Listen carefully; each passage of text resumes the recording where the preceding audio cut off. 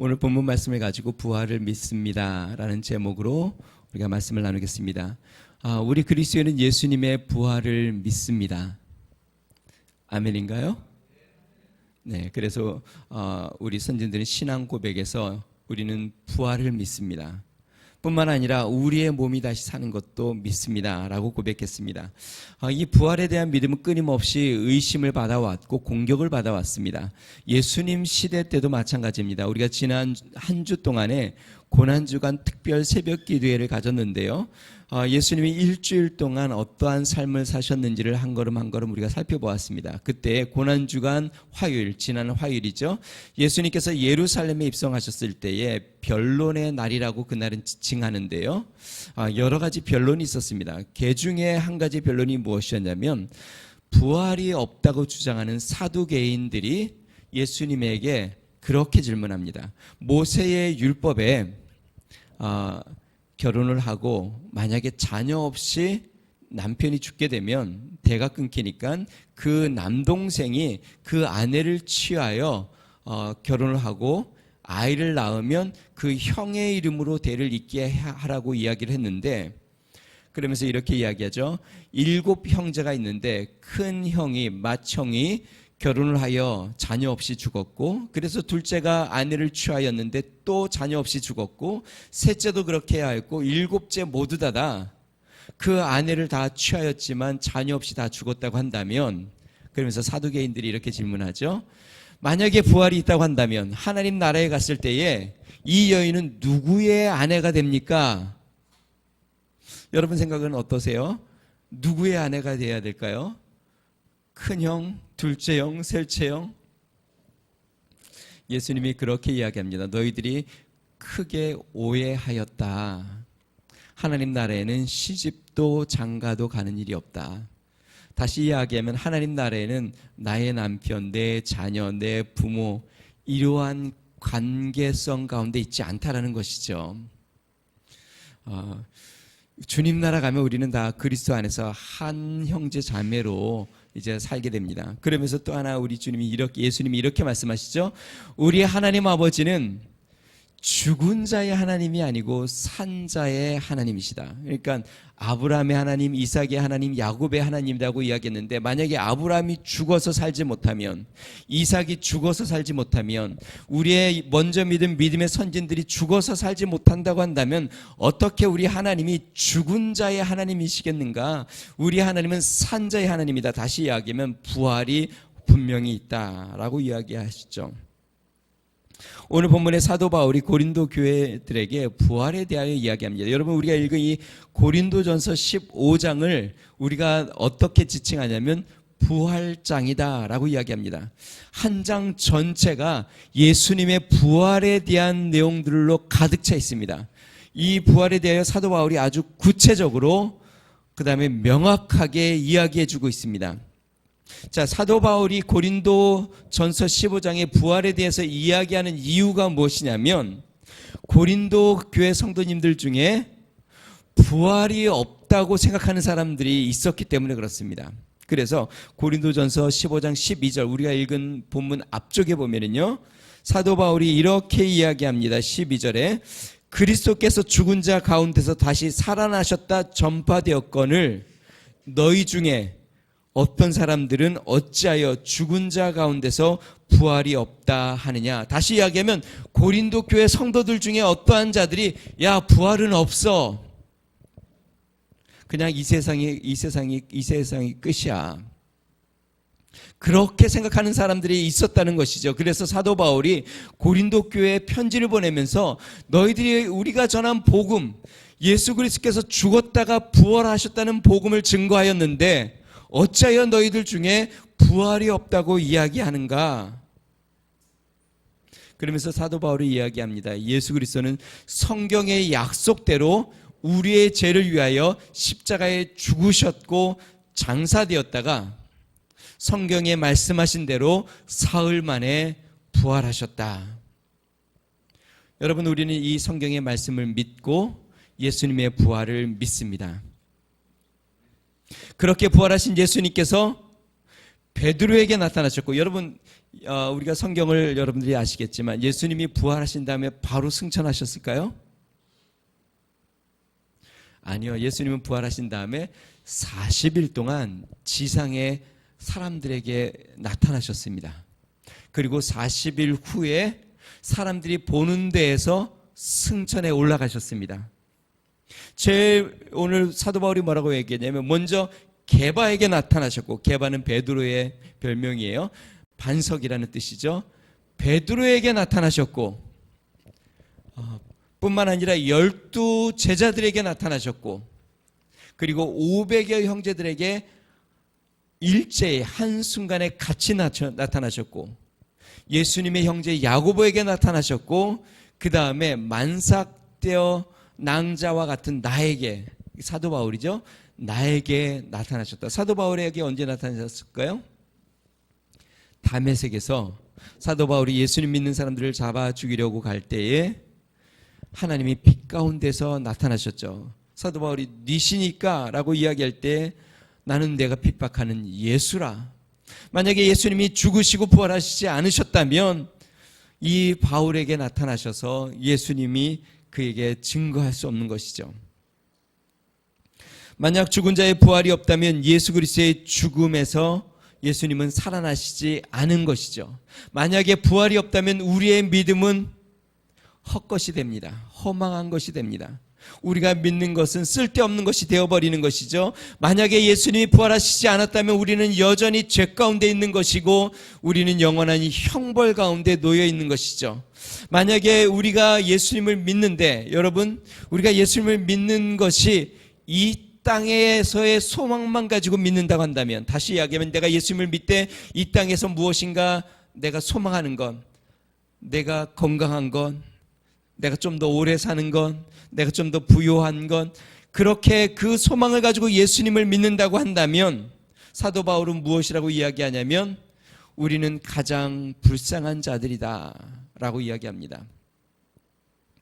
여러분, 이 세상의 것이 전부라면 우리가 예수님을 믿으며 이 땅에서 주를 위하여 희생을 하고 참고 견디고 11조도 내고 또한 교회 와서 봉사도 하고 헌신하는 것은 참 불쌍하고 허망한 것이 된다고 성경은 이야기합니다.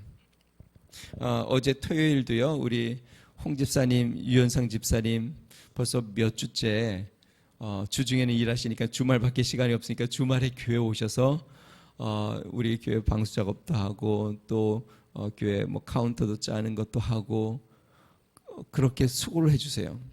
근데 만약에 이 세상의 삶이 전부라고 한다면, 부활이 없다고 한다면, 하나님 나라의 상급이 없고 하나님의 칭찬이 없다면, 그러면 그것은 다 허망한 것입니다.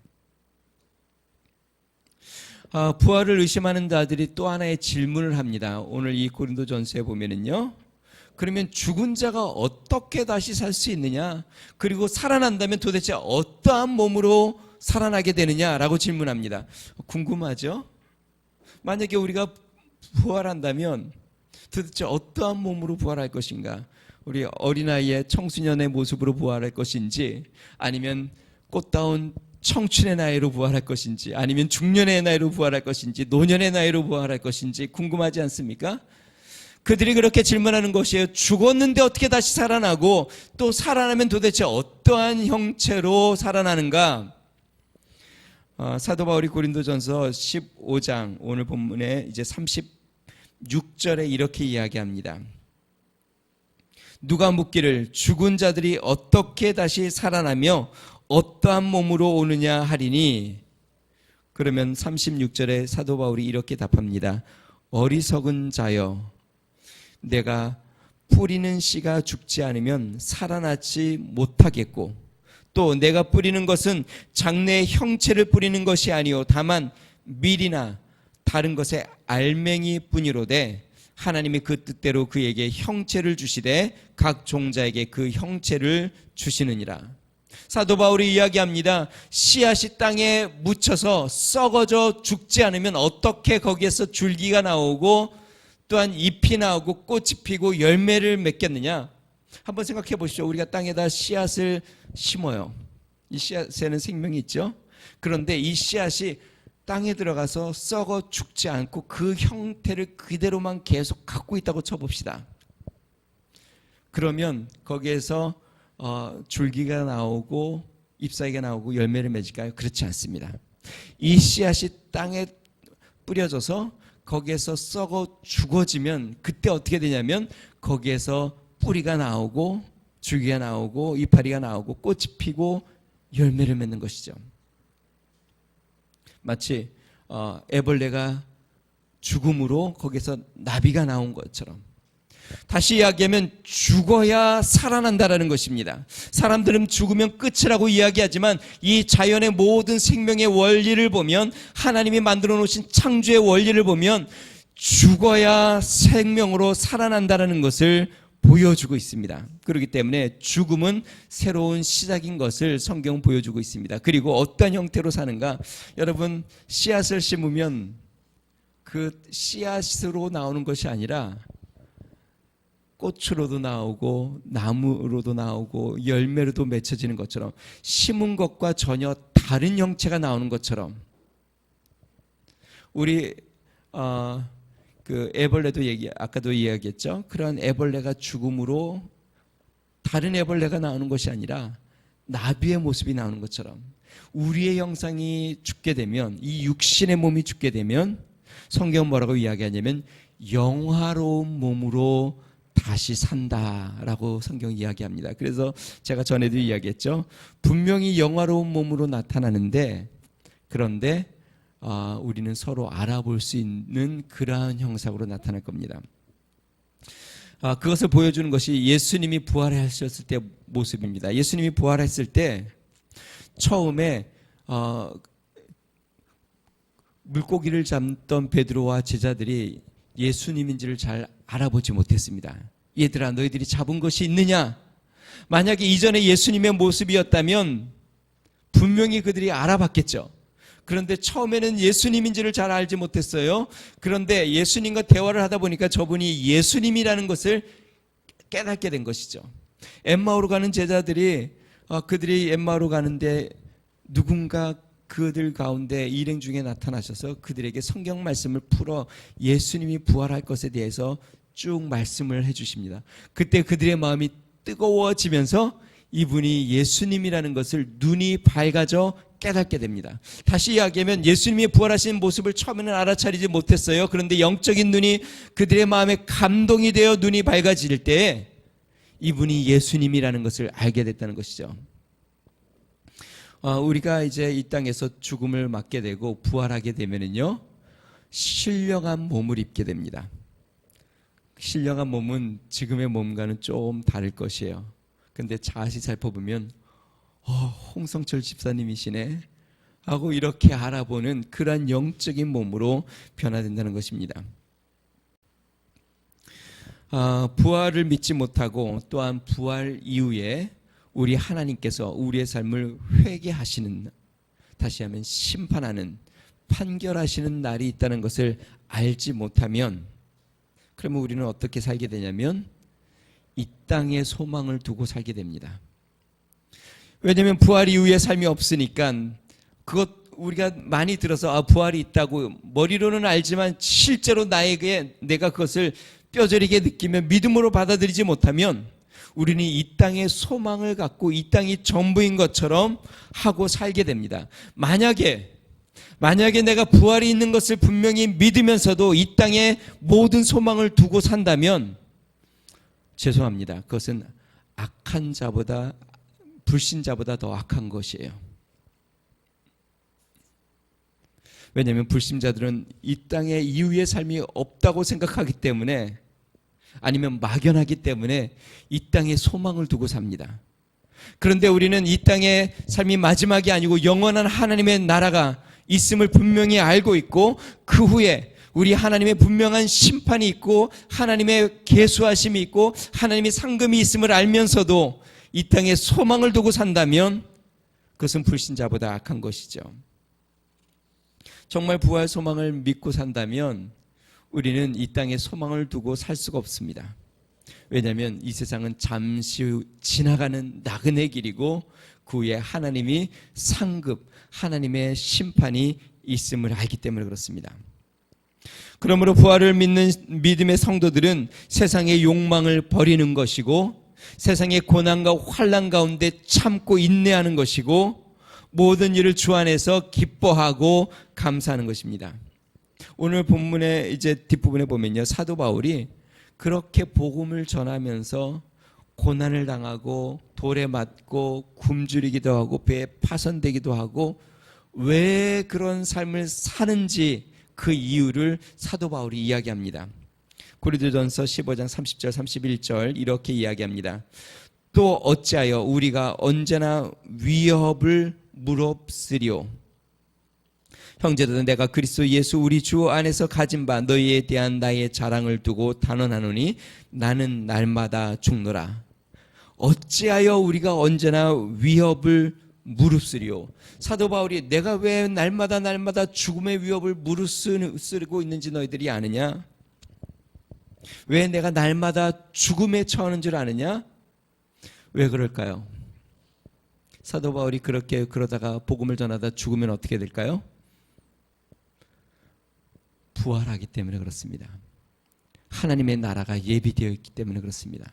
그리고 하나님의 상급이 준비되어 있기 때문에 그렇습니다. 사랑하는 성도 여러분, 날마다 주를 위하여 희생하고 섬기고 주를 위하여 바치며 주를 위하여 힘을 쏟고 사시기를 주의 이름으로 축원드립니다. 왜 그러냐면 이 세상은 이제 속히 지나갈 겁니다. 그리고 영원한 하나님 나라가 준비되어 있습니다. 주님 나라에서 다시 우리는 살아날 것이고 이 땅에서 여러분들이 흘렸던 그 주를 위하여 흘렸던 땀과 수고와 노력과 드린 헌신은 하나님 나라에 쌓여져서 주님께서 회개하는 날 그러한 것이 다 하나도 남김없이 주님의 기록에 다 남겨서 하나님이 여러분들에게 갚아주실 것입니다. 축복해 주실 것입니다. 하나님의 영광 가운데 나아가게 될 것입니다. 주님의 부활을 바라보며 사시기를 주 이름으로 축원드립니다. 죄송합니다. 제가 우리 이효길 어머님을 요즘 이렇게 아침에 모시고 이렇게 오고 있어요. 차로. 이효길 어머님이 지난주에 이렇게 안색이 조금 그 전과는 좀 다르게 더 안 좋아지셨더라고요. 오늘도 마찬가지예요. 그래서 여쭤봤더니 지난 한 주 동안 거의 이제 물만 드셨고 다른 거는 거의 못 드셨대요. 따님이 교회를 가시지 말라고 힘드신데 근데 여기 어머님은 교회를 너무 오고 싶으셔서 그래서 따님한테 그런 소리 하지 말라고 나한테 교회 가지 말라고 그런 소리는 하지 말라고 그래서 이렇게 오셨어요. 그러니까 오늘 이렇게 보니까 또 힘이 많이 그 전보다 더 쇠약해지셨어요. 제가 여기 어머니께 차 안에서 오면서 그런 얘기했어요. 하나 예수 이름을 부르시라고. 그리고 한 번 죽는 것은 정한 것이야. 누구나 다 한 번은 죽게 되지만 우리는 예수 믿어 천국에 가니까 감사하고 하나님 앞에 영광을 돌리셔야 한다고. 날마다 하루하루 순간순간 하나님 앞에 영광을 돌리라고. 우리 아내가 그런 얘기를 해요. 이효길 어머님은 정말 이 세상에서 살면서 이제 어쩌면 몇 번 많이 드리지 못하는 예배의 한 예배가 되지 않을까. 그러한 예배를 소중히 여기며 지금 예배를 드리고 있지 않은가. 여러분, 우리 안에는 천국에 대한 소망이 있습니다. 이 세상에서 영원한 사람은 아무도 없습니다. 누구도 이 세상에서 평생 또 영원토록 우리가 건강하게 또 경제활동을 하며 우리가 소망하는 것을 붙잡고 살 수 없습니다.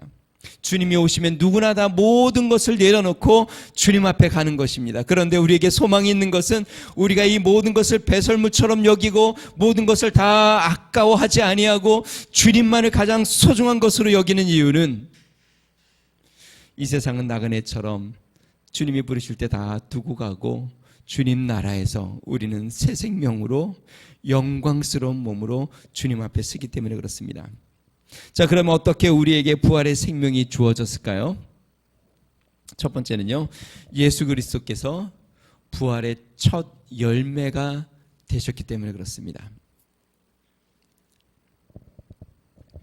본래 사람은 하나님의 형상으로 창조되어 영원한 생명을 갖고 태어났습니다. 그러니까 처음 하나님이 아담과 하와를 창조했을 때에는 죽지 않는 생명, 영원한 생명을 갖고 태어났습니다.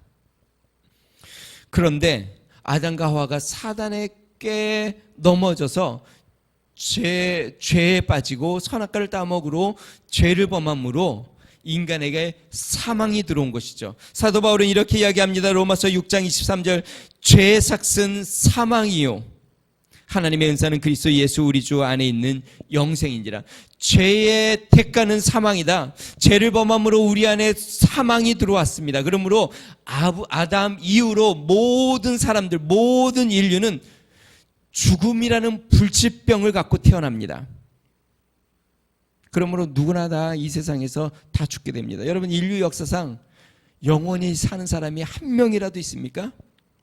인류 역사상 몇백 년 동안 살아있어서 영화를 누리고 부를 누리고 권세를 누린 사람이 단 한 사람이 더 있습니까?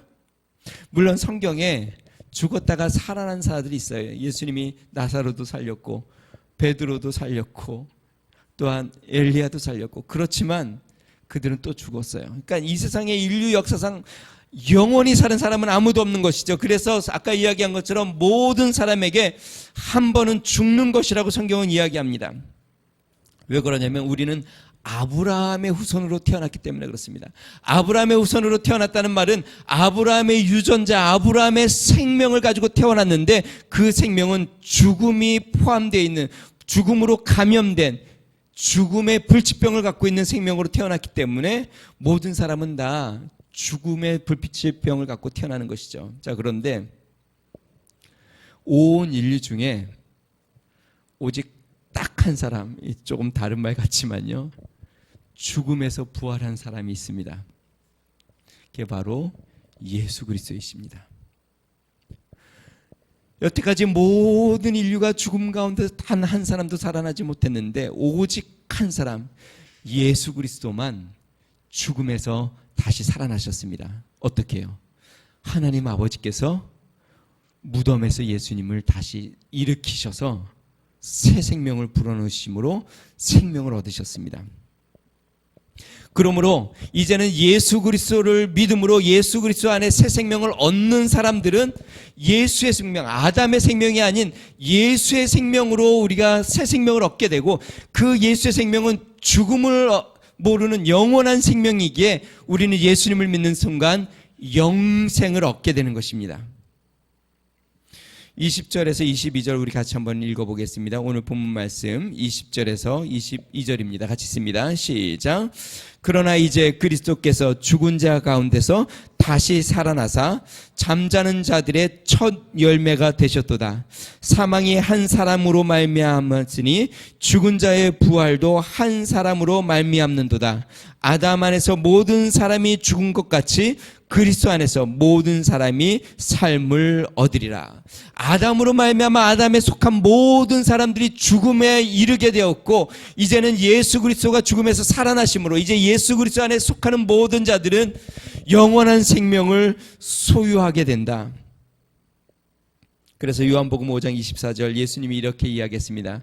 내가 진실로 진실로 너희에게 이르노니 내 말을 듣고 또 나 보내신 이를 믿는 자는 영생을 얻었고 심판에 이르지 아니하나니 사망에서 생명으로 옮겼느니라. 예수님 믿으셨습니까? 예수님을 여러분의 개인의 구세주로 모셔드렸습니까? 그러면 여러분 안에는요 영원한 생명이 임하였습니다. 그 생명은 죽어도 사는 생명입니다. 그래서 예수님이 마리아와 마르다에게 뭐라고 이야기했습니까? 나사로가 죽었다고 이야기할 때 예수님이 뭐라 그랬어요? 나는 부활이요 생명이니 나를 믿는 자는 어떻게 돼요? 죽어도 어떻게 돼요? 죽어도 살겠고. 여러분 예수님 믿으셨어요? 그러면 죽어도 어떻게 돼요? 죽어도 살겠고 무릇 살아서 나를 믿는 자는 영원히 죽지 아니하리니 이것을 내가 믿느냐. 이것을 믿으세요? 만약에 여러분들이 살아있는 동안 예수님이 오신다면 여러분들은 영원히 죽지 않을 겁니다. 근데 만약에 여러분들이 죽은 후에 예수님이 오신다면 죽어도 살 것이에요. 그 부활의 생명이 우리에게 들어와 있습니다. 그러니까 예수님이 부활의 첫 열매가 되어 부활의 문을 열어놓으셨고 이제는 우리가 그리스도 안에 속함으로 이제 아담으로 말미암는 이 죽음의 불치병에서 이제는 구원의 새 생명, 영생의 생명을 소유한 예수 그리스도의 생명으로 거듭 태어나 영원한 생명을 소유하게 된 것이죠. 자, 두 번째 우리가 생각해 봐야 될 것은 부활은 어떠한 차례로 이루어질 것인가라는 것이에요. 사도 바울은 부활의 사건이 예수 그리스도를 시작하여 차례대로 이루어질 것에 대해서 이야기합니다. 먼저는요, 첫 번째는 예수 그리스도께서 부활의 선두주자가 되셨습니다. 그러니까 부활의 문을 여셨다는 것이죠. 23절의 앞부분에 보니까요, 사도 바울이 이렇게 이야기합니다. 그러나 각각 자기 차례대로 되리니 먼저는 첫 열매인 그리스도요. 그러니까 온 인류 역사상 첫 부활의 문은 누가 여셨냐면 예수 그리스도께서 부활의 첫 문을 여셨습니다. 이제 그 다음에 차례는 어떻게 될까요? 23절을 같이 한번 읽어보겠습니다. 23절입니다. 시작. 그러나 각각 자기 차례대로 되리니 먼저는 첫 열매인 그리스도요. 다음에는 그가 강림하실 때에 그리스도에게 속한 자요. 언제요? 그가 어떻게 할 때? 예수님이 강림하실 때, 재림하실 때, 예수님께서 부활하여 승천하시면서 뭐라고 얘기하시냐면 내가 다시 오겠다. 내가 곧 다시 오겠다. 내가 하나님의 나라에 가서 이제 너희를 위하여 처소를 예비하고 처소가 준비되면 너희들을 데리러 다시 오겠다. 그것을 이제 우리는 마지막 때 말세라고 이야기하죠. 주님 오실 날이 점점 가까웠다라고 우리가 이야기하고 그 징조가 성경에 많이 나오는데 벌써 많은 징조들이 거의 다 이루어지고 있습니다. 이제 곧 주님이 오실 겁니다. 제가 자주 이야기하지만 저는 어쩌면 제가 살아있는 동안 주님이 오실 거라고 생각도 하고 만약에 제가 살아있는 동안 주님이 오시지 않으면 우리의 자녀 세대는 오실 것 같아요. 그만큼 굉장히 가까이 주님 오실 날이 가까워졌어요. 주님이 다시 오시는 날 부활의 사건이 이루어진다고 이야기하는데요. 오늘 성경 말씀 보니까 뭐라고 이야기하냐면 그리스도 안에서 그리스도에게 속한 자들이 부활 사건이 일어난다라고 이야기합니다. 여기서 그리스도에게 속한 자들은요, 두 가지로 이야기할 수 있습니다. 앞부분에 이야기한 것처럼 이미 그리스도 안에서 예수님을 믿고 죽은 자들, 그리고 예수님이 강림할 때에 예수님을 믿어 살아있는 자들이 부활하게 됩니다. 다시 이야기하면 영화로운 몸으로 부활하게 된다는 것이에요. 그럼 제가 한 가지 질문해 볼게요. 여러분, 죽은 자가 먼저 영화로운 몸으로 변화될까요? 예수님이 강림하실 때 살아서 믿고 있는 자들이 영화로운 몸으로 부활하게 될까요? 차례를 보면 성경은 뭐라고 얘기하냐면 죽은 자들이 먼저 영화로운 몸으로 일어난다고 이야기합니다. 그 다음에 살아 믿는 자들이 영화로운 몸으로 변화됩니다. 데살로니가 전서 4장 16, 17절이요. 들어보세요. 주께서 호령과 천사장의 소리와 하나님의 나팔로 친히 하늘로서 강림하시리니 그리스도 안에서 죽은 자들이 먼저 일어나고 그리스도 안에서 죽은 자들이 먼저 일어나요. 그 후에 우리 살아남은 자도 저희와 함께 잘 들어보세요.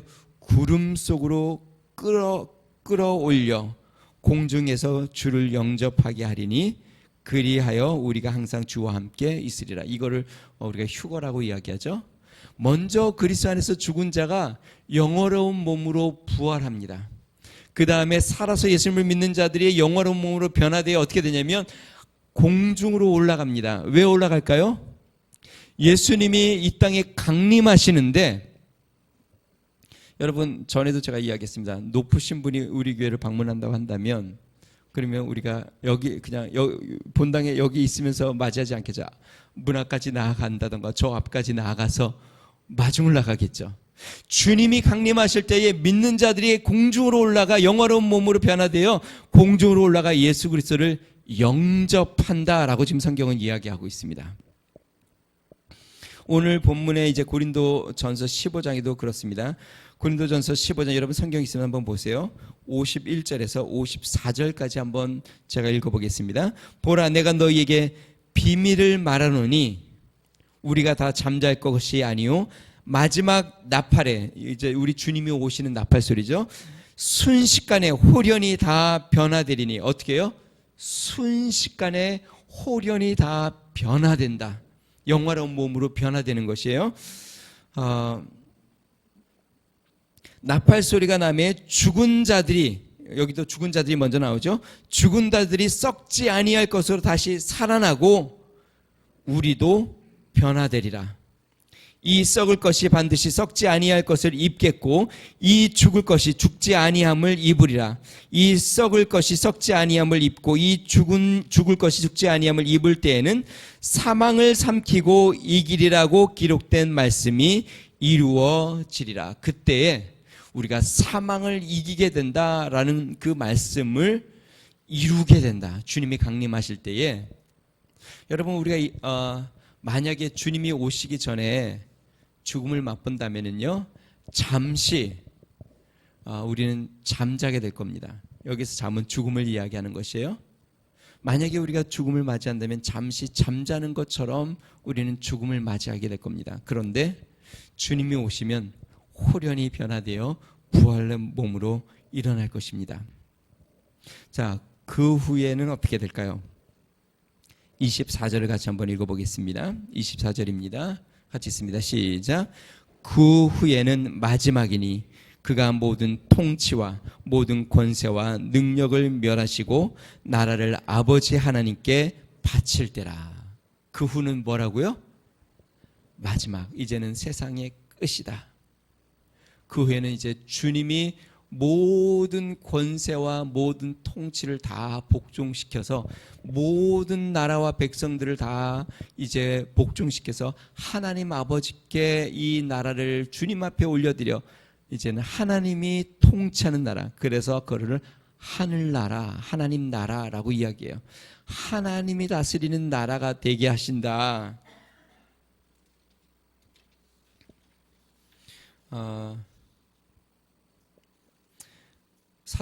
여러분 사도 바울이 왜 우리가 변화되어 하나님 나라로 나아가는지를 50절에 적고 있습니다. 50절에 뭐라고 얘기냐면, 형제들아 내가 이것을 말하노니 혈과 육은 하나님 나라를 이어받을 수 없고 또한 썩는 것은 썩지 아니할 것을 유업으로 받지 못하느니라. 다시 이야기하면 지금 우리의 육신과 우리의 몸은 영화로운 하나님의 나라를 받을 수 없다. 썩어 없어지는 우리의 몸은 신령한 하나님의 나라를 받을 수 없다. 그래서 우리가 신령한 몸으로 변화되는 것입니다. 영화로운 몸으로 변화되는 것이에요. 그래서 영화로운 몸으로 변화되지 못하는 자들은 하나님의 나라를 들어갈 수가 없습니다. 우리는 예수 그리스도로 말미암아 구원을 받았기 때문에 주님이 강림하시는 날 영화로운 몸으로 변화됩니다. 그리고 그 영화로운 몸으로 하나님의 나라를 유업으로 받게 됩니다. 자, 이렇게 이제 하나님 나라를 유업을 받게 되면 우리 하나님께서 궁극적으로 계획하셨던 일이 이루어집니다. 그것이 28절이에요. 같이 한번 읽어보겠습니다. 28절입니다. 시작. 만물을 그에게 복종하게 하실 때에는 아들 자신도 그때에 만물을 자기에게 복종하게 하신 이에게 복종하게 되리니 이는 하나님이 만유의 주로서 만유 안에 계시려 하심이라. 하나님이 만세전에 갖고 계셨던 뜻이 무엇이냐면 온 만유 안에 하나님이 계시는 것, 하나님이 함께하는 것, 하나님이 모든 인류의 백성과 사람들과 자연 만물 가운데 주가 되셔서 다스리시고 그들과 영원히 함께하는 것, 하나님이 영원히 우리와 함께하는 것. 그 뜻이 이루어진다. 주님이 오시면. 사랑하는 성도 여러분, 우리 예수님이 부활하지 않으셨다면 우리도 영원한 죽음에 머물러 있을 겁니다. 우리도 영원한 형벌에 놓이게 됩니다. 그런데 예수님이 부활하셔서 부활의 문을 크게 열으셨고, 이제는 예수 그리스도를 믿는 자들은 그 부활의 길로 나아가 우리도 영원한 생명을 소유하고 영원한 하나님의 나라를 유업으로 받도록 하나님이 축복하셨습니다. 그러므로 우리는 우리 하나님의 예수님의 부활을 찬양하고 감사하며 영광을 돌립니다. 우리도 부활의 소망을 가진 것에 영광을 돌립니다. 사는 성도 여러분, 부활주의를 맞이하여 다시 한번 마음에 결심하시기를 주님 축원드립니다. 주님 나라를 소망하며 사시기를 바랍니다. 여러분, 부활의 소망이 없는 사람처럼 이 땅의 것을 소망을 두고 사시지 마시기를 주님으로 축원드립니다. 이 땅의 것에 나의 욕심과 나의 소망대로 살면 주님 나라에 우리가 받을 유업이 아무것도 없습니다. 그러나 내가 주님의 나라를 소망하고 주를 위하여 이 땅에서 하나님의 나라를 바라보고 산다면 주님 나라가 임할 때에 우리는 주님 앞에 영원한 유업을 받고 하나님 앞에 영광을 돌릴 겁니다. 날마다 주님의 부활하심과 영원한 하나님의 나라를 소망하고 기쁨으로 주를 위하여 사는 믿음의 성도 되시기를 주님으로 축원드립니다. 우리 같이 한번 기도할 때요. 주님, 예수님이 부활하심으로 이 세상이 전부가 아니고 영원한 하나님의 나라와 하나님의 축복이 있음을 말씀해 주셨으니 이제 나도 부활의 소망을 갖고 주를 위하여 살고 하나님 나라를 소망하며 살게 해달라고 우리 같이 한번 기도하는 시간 갖겠습니다. 존귀하신 하나님 아버지 감사합니다.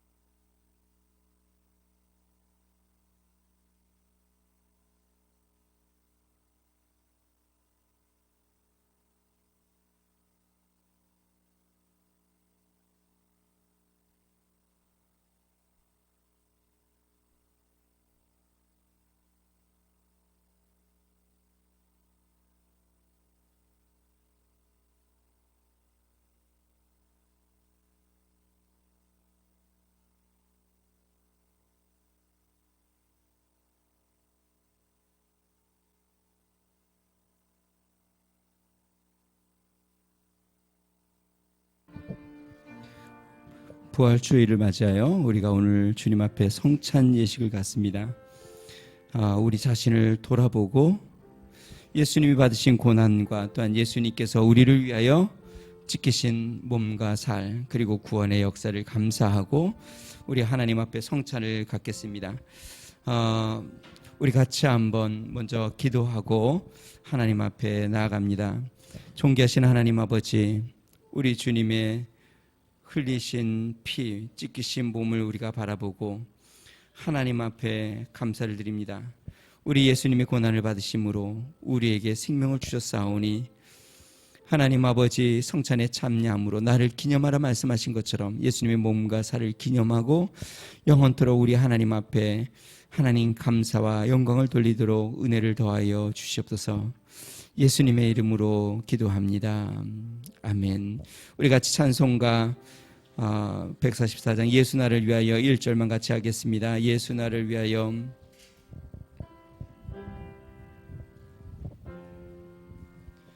예수 나를 위하여 십자가를 질 때 세상 죄를 지시고 초당하신 예수님, 예수님, 예수님, 나의 죄 위하여 보배 피를 흘리니 죄인 받으소서.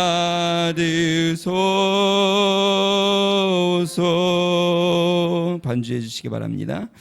내가 너에게 전한 것은 주께 받은 것이니 곧 주 예수께서 잡히시던 밤에 떡을 가지사 축사하시고 떼어 이르시되 이것은 너희를 위하는 내 몸이니 이것을 행하여 나를 기념하라 하시고 식후에 또한 그와 같이 잔을 가지시고 이르시되 이 잔은 내 피로 세운 새 언약이니 이것을 행하여 마실 때마다 나를 기념하라 하셨으니 너희가 이 떡을 먹으며 이 잔을 마실 때마다 주의 죽으심을 그가 오실 때까지 전하는 것이니라. 그러므로 누구든지 주의 떡이나 잔을 합당하지 않게 먹고 마시는 자는 주의 몸과 피에 대하여 죄를 짓는 것이니라. 사람이 자기를 살피고 그 후에야 이 떡을 먹고 이 잔을 마실지니 주의 몸을 분별하지 못하고 먹고 마시는 자는 자기의 죄를 먹고 마시는 것이니라. 그러므로 너희 중에 약한 자와 병든 자가 많고 잠자는 자도 적지 아니하니 우리가 우리를 살폈으면 판단을 받지 아니하려니와 우리가 판단을 받는 것은 주께 징계를 받는 것이니 이는 우리로 세상과 함께 정죄함을 받지 않게 하려 하심이라. 그런즉 내 형제들아 먹으러 모일 때에 서로 기다리라. 만일 누구든지 시장하거든 집에서 먹을지니 이는 너희의 모임이 판단받는 모임이 되지 않게 하려 함이라. 그 밖의 일들은 내가 언제든지 갈 때에 바로 잡으리라. 성경은 자기가 자기를 살핀 후에 이 떡과 잔을 먹고 마시라고 이야기합니다. 자신을 살핀다는 말은 정말 내가 예수 그리스도를 구주로 영접하였는지, 예수님을 내 생명의 주인으로 내가 믿고 있는지, 또한 예수님을 믿는다 해도 혹시 내가 하나님 앞에 내 마음속에 찔리고 죄송한 죄가 있는지 살펴본 후에 이 성찬에 참여하라고 합니다. 왜냐하면 이 떡은 예수 그리스도의 몸을 기념하는 거고 이 잔은 예수님의 피를 기념하는 거기 때문에 그렇습니다. 부정한 중에 또한 우리가 하나님을 믿지 않는 중에 떡과 잔을 마시면 약하고 병든 자들이 많이 있다고 성경은 이야기합니다. 그래서 지금 이 시간에 한번 기도하겠습니다. 혹시 만약에 아직 내가 예수님의 구주로 믿은 믿음의 확신이 없다면 지금 이 시간 기도하시기 바랍니다. 또한 예수님 믿은 후에도 내 마음속에 하나님 앞에 당당하게 믿음으로 나아갈 수 없다면 하나님 나의 부족함과 나의 연약함과 나의 죄악을 용서해달라고 기도하는 시간을 갖겠습니다. 우리 같이 기도합니다. 존귀하신 하나님 아버지, 하나님 예수님의 몸과 예수님의 피를 상징하는 떡과 잔을 대하기 전에 먼저 우리 자신을 살핍니다. 하나님 아버지, 하나님 우리의 모든 더러운 죄를 용서해 주시고 이제는 하나님 아버지 예수 그리스도로 보혈로 정결케 하사 깨끗게 하여 주시고 하나님 주의 본회 앞에 나아가 믿음으로 나아가도록 성령이여 역사하여 주시고 인도하여 주시옵소서. 존귀하신 하나님 아버지, 주의 하나님 살을 의미하는 떡을 우리가 맞이합니다. 하나님 우리 주님이 생명의 양식이오니 하나님 주님의 몸을 받아 하나님 우리로 새 생명 가운데 영원히 살도록 복내려 주시옵소서. 예수님의 이름으로 기도합니다. 우리 한 분 한 분씩 나와서 주의 떡을 대할 텐데요.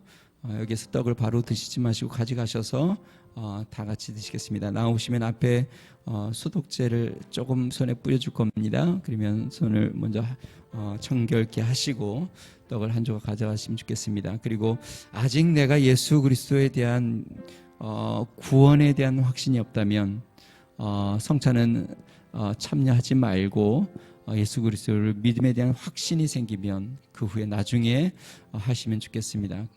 네, 우리 한 분씩 앞으로 나오셔서 떡을 가져가시겠습니다.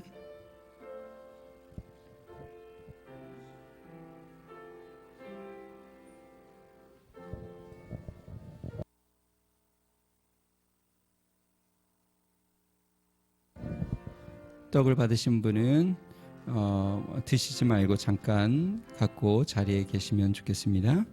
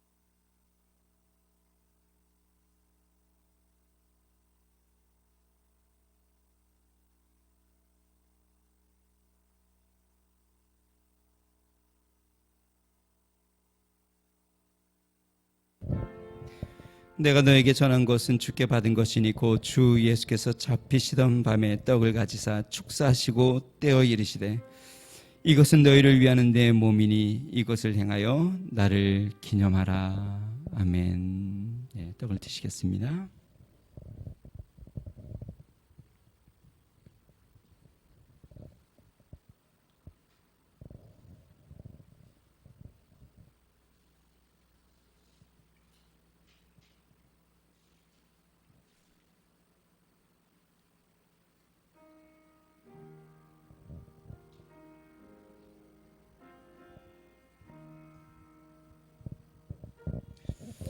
식후에 또한 그와 같이 잔을 가지시고 이르시되 이 잔은 내 피로 세운 새 언약이니 이것을 행하여 마실 때마다 나를 기념하라. 지금 이 시간에 한 분씩 떡에 참여하신 분들은 나오셔서 그리스도의 보혈을 의미하는 잔을 받으셔서 자리에 가시고 잠깐 기다렸다가 함께 참여하도록 하겠습니다. 네, 한 분씩 나오시겠습니다.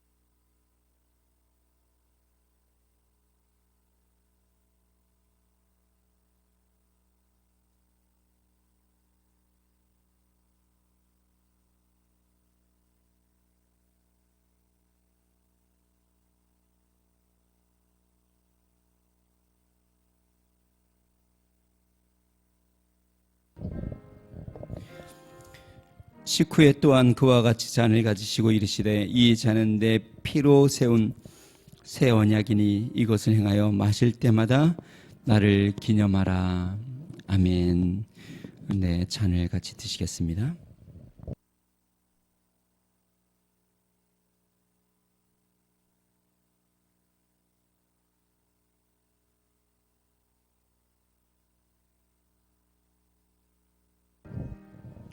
좋으신 하나님 아버지 감사합니다. 주님의 몸과 피를 우리가 기념하고 영원히 이제 주님을 섬기며 주님 앞에 영광을 돌리고 천국 소망을 붙잡고 나아갑니다. 예수 그리스도께서 우리를 위한 하나님 고난과 부활을 영원토록 증거하며 살 수 있도록 은혜를 더하여 주시옵소서. 이제는 우리 주 예수 그리스도의 은혜와 하나님 아버지 무한하신 사랑과 성령님의 감동, 감화, 내주 충만케 하시는 은총이 예수 그리스도의 부활의 생명을 늘 찬양하고 또 천국 소망을 붙잡고 그리스도의 복음을 날마다 증거하며 살기로 결심하는 믿음의 성도, 가정과 교회와 나라와 민족 위에 이제로부터 영원토록 함께 하시기를 간절히 축원하옵나이다. 아멘.